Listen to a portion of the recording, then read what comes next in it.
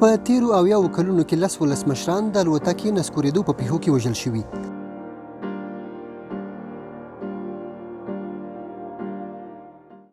لومړی د فیلیپین ولسمشر رامون ماګاسای و چې د الوتکې لوېدو په پیښه کې مړ شو. نوموړی د فیلیپین هوایي ځواک په یوه الوتکه کې د یوه کورني سفر پر مهال د هیواد مرکز ته راستنېده چې د 1950 میلادي کال د مارچ پر 11مه یې الوتکه وغورځېده او خپل ژوند یې بایلود. دویم د عراق ولسمشر عبدالسلام عارف و چې د عراق په سویل کې د 1966 میلادي کال د اپریل پر 14مه چورلکه وغورځېده او نوموړي پکې خپل ژوند له لاسه ورکړ. دریم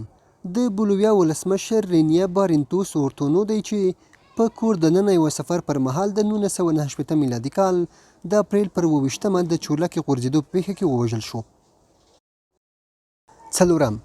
د اکوادور ولسمشر جیمی رولدوس اګیلیرا و چې د یوه کورني سفر پر مهال د 1980 میلادي کال د مۍ پر 40مه یې لیږدونکې الوتکه وغورځېده او نوموړی د هیواد له دفاع وزیر سره یو ځای پکې ووژل شو. پنځم تر اګیلیرا وروسته پر همدې کال د جولای په 31مه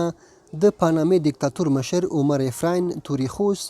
د خپل هیواد د هوایي ځواک په یوه الوتکه کې په کورني سفر روان و چې الوتکه یې وغورځېده او پکې ووژل شو. شپږم بل کس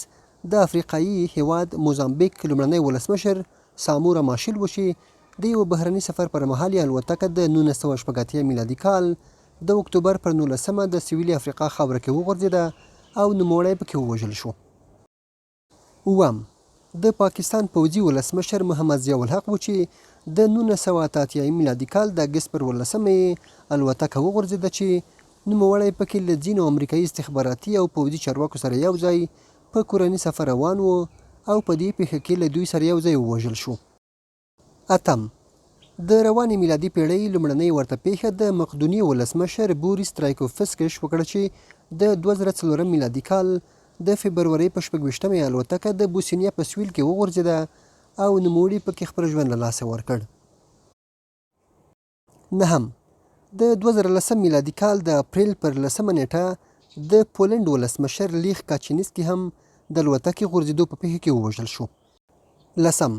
او تر دې دمه وروستی ولسمشر چې د چورلکې غورځېدو په پیښه کې خپل ژوند له لاسه ورکړ د ایران ولسمشر ابراهیم رئیسي دی چې پرون د یوه سفر پر مهال له آذربایجان څخه بیرته د هیواد په لور روان و